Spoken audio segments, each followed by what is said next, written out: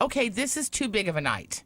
Because I don't know what to do with myself. Because Jennifer Nettles is Hey! here. Yeah. What's up, girl? How's it going? It's so good to see you. It's so good to see you. I am so excited about your new album, although I have got to tell you something. What? The That Girl album was like my favorite album of that year. Thank you. And I understand this album is nothing like that. So. It is nothing like that. So Wow. I hope that means you'll still like it. I know. Well, I've liked everything you've done. That's no secret to anyone here because I Thank think you can't. I think you can do everything. We've seen you do everything. Thank you. And tell me about this new album because "Unlove You" would have fit on that girl. Right. Well, what I was about to say is, I mean, it's not going to be a shocking difference in comparison. But it, the last album I did with Rick Rubin, and I made it out here in California. In Santa Monica at beautiful and legendary Shangri-La Studios with Rick Rubin. And so it has this vintage sort of California sound to it, That Girl did. Whereas Playing with Fire, I worked with Dan Huff in Nashville on it, and he is fantastic and fabulous, but he's a lot more layered. The sound is bigger on this record. It's not as organic and sparse, even though there are moments of that, absolutely, and of singer-songwriterliness, if you will, that you will enjoy. I think there's just a bit more diversity on this album than maybe there was on That Girl, and in comparison, That Girl was all kinds of moody. Yeah, all kinds of moody. Yeah. But this, in comparison, when I made that record, I had a 5-month-old kid. Yeah. And who's so big now? He's so big. He just turned 3. I just saw a picture and was like, he's almost a teenager. Yeah, he's so tall. I know. So cute. Yeah. So, but now, I feel like, and for me, I sort of went into this. I won't call it an identity crisis because I think identity crisis is really just a pessimist's view of sort of a rebirth. Right.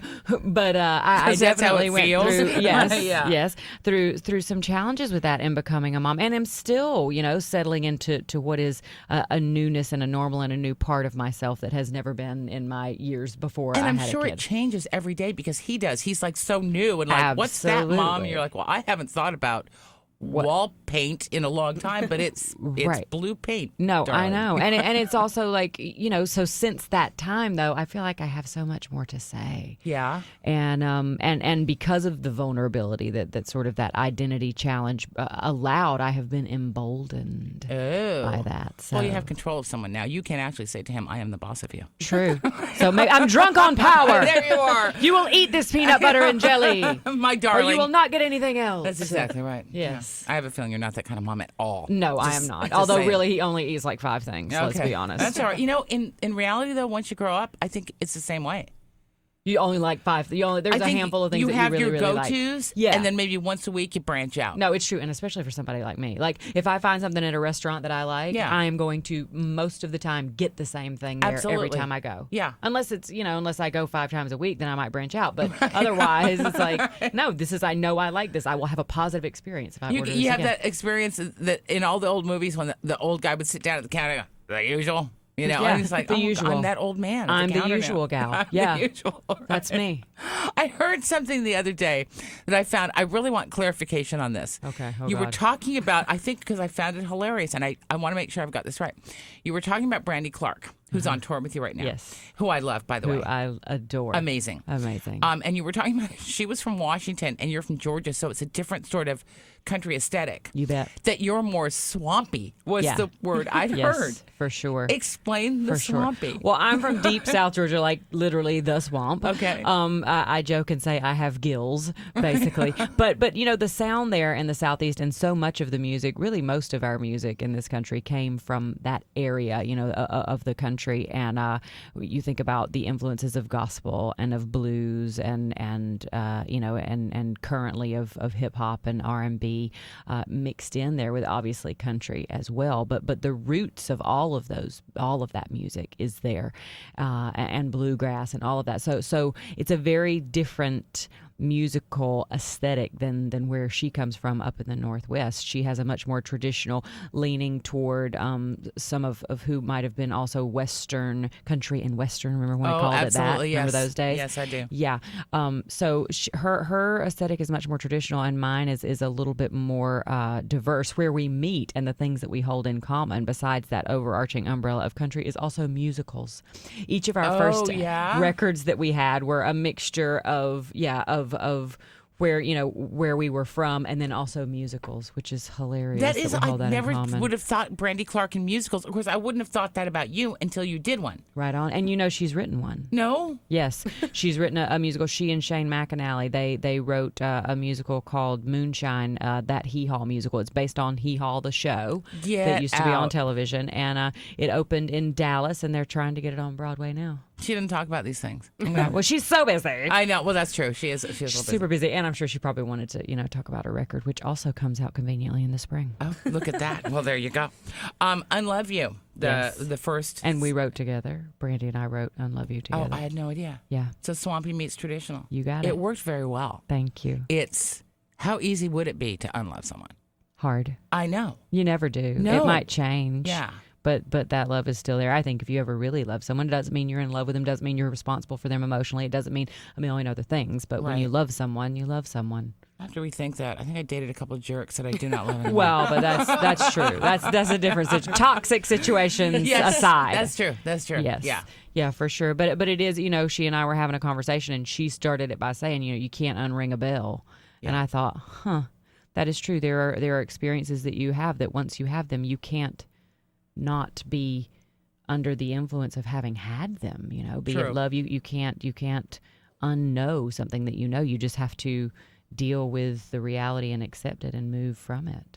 We just got way heavy. We just got I know. Just got deep in here. We got to do this sometime like 2:00 in the morning when I can follow, and Mike has weed. There you go. Exactly. Yes. Although now we're talking. He doesn't limit himself to 2:00 in the morning. Just trust me on that one. Good to know. Good to know. We have Unlove You coming up from Jennifer's upcoming album. The name of the album is Playing with Fire. Oh, that's right. I know that, but Jackie's phone died on me, so I couldn't pull Playing up the with note. Fire. I don't know her password. I couldn't look it up. Go ahead, give it to us. I want it. I want it. It's Mike knows it. Wow. Stalking much, hilarious. Mike? He stole my phone a couple Do you know times. mine? I think it's my initials, isn't it? No, it's not my. yeah. You know Larry's. No, well, now we know everything. Now, we want to do something a little fun with you. I hope it's fun, and I hope you have worked this out, Michael. Oh, Yes. No pressure, Michael. Yeah, real bad. We'll do this coming up. Just I want to make sure that I've got this right. In school, you majored in Spanish. And anthropology. Okay, I don't know how you got from there to music, except you opened your mouth and someone said, you got to sing, put down the history books. Yeah. But Mike tries Spanish. It's hilarious. You're Spanish? Oh, no. Let's He hear makes it. words Yeah. up though. Yesterday, he wanted to go. Spanglish. No. He speaks Spanglish. No. Mana. He wanted to go mana, amana. You're giving it away. Stop. I gotta. Yeah, he wanted. Okay. Because our hands, he thought, were feminine, so they would be mana. Well, Because we're feminine. That's right. Yeah. because right. No, that is a very common occurrence for language. They think, to think that depending on who is possessive of the article, that it changes masculine or feminine. And you know what? You're not wholly wrong. Although you're wrong in Spanish, you're not wholly wrong in language. You're not wholly wrong in language because some languages do that actually. But yeah, and German is a tricky one in that way too, as far as gender and how it can be masculine, feminine, or even they have a neutral there. But Spanish, no, it is what it is. I did think it's only the adjectives that change according to the. way too much. I mean, I say "see" and I feel, You got it, and you speak Spanish. She speaks because a you little live bit of there. Spanish. You got a No, place when I'm there, when I immerse, when I'm here, I'm terrible. I'm really awful. But even in Spanish, for I think the first 10 years, when I was down there, I was always looking for la baña. Because I thought that would be the feminine. I needed the feminine. Yeah, I wanted the ladies' room. So I never told Mike that, but I hope you feel better about your mana. Yeah. Not that you have a mana, because you're a man. You would clearly have a mono every time. That's right. We all would. Yes. I'm somehow more confused. But not a mono. which is a monkey. Monkey, yes. Yeah. Although you could be. You probably have a monkey. monkey. That would be cool to have. Yeah. He just lit up. I know he did. Actually did light up.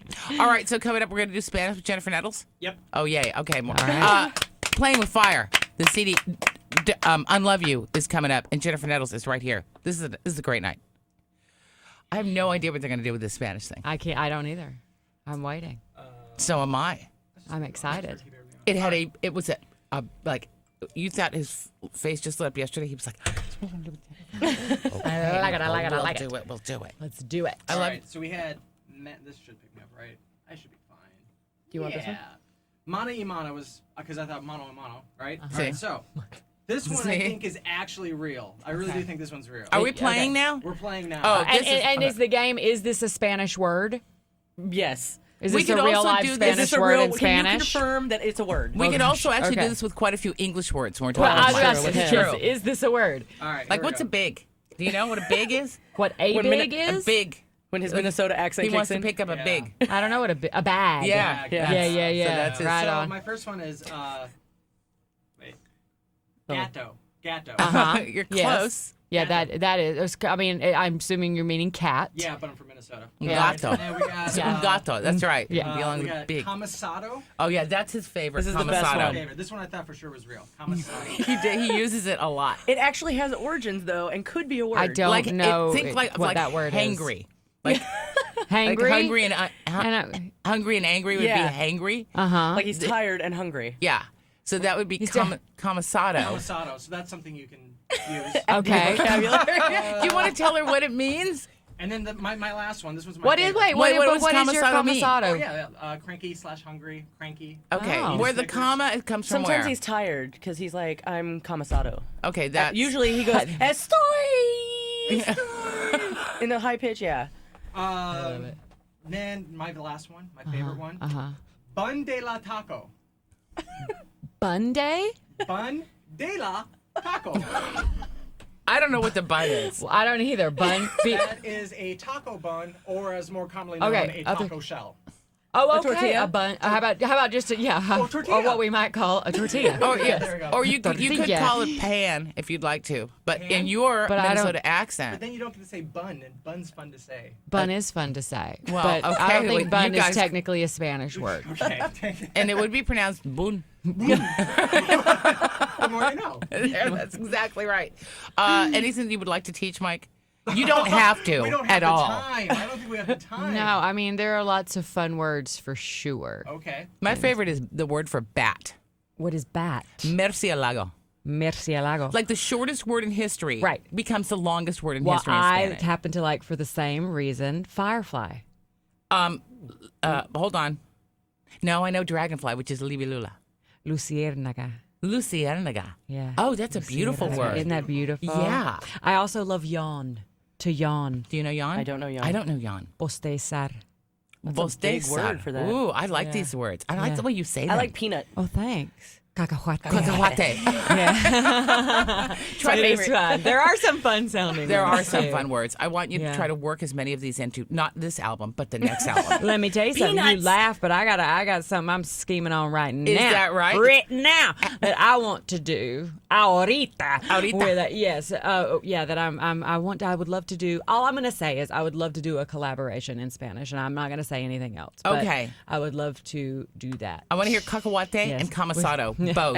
Like, even if you are just tired of peanuts. Right on. It's fine. It's Right a on. lot. That'll work. Or I'm hangry for peanuts. That's right. Exactly right.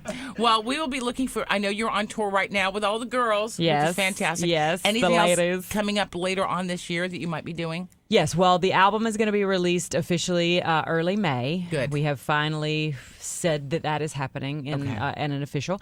So that's exciting. I'll be out till early June on the road, and then I'm sniffing around in the acting world for a bit to see what might happen again. Oh. Yeah, TV, yeah. movie? But, either there are you know how you sort of plant seeds and then you wait to see. So I've planted some seeds in both areas, and we'll see. Oh, that's fantastic. Yeah, All what right. So blossoms. basically, as always, we'll look for Jennifer Nettles everywhere. I hope so. Everywhere. I hope so. And thank you so much for coming to Thank the big you for time. having We love me. you, girl. I have You missed come y'all. anytime you want. I love y'all. How do you say that in Spanish? Y'all. Oh, I Les was like that. quiero.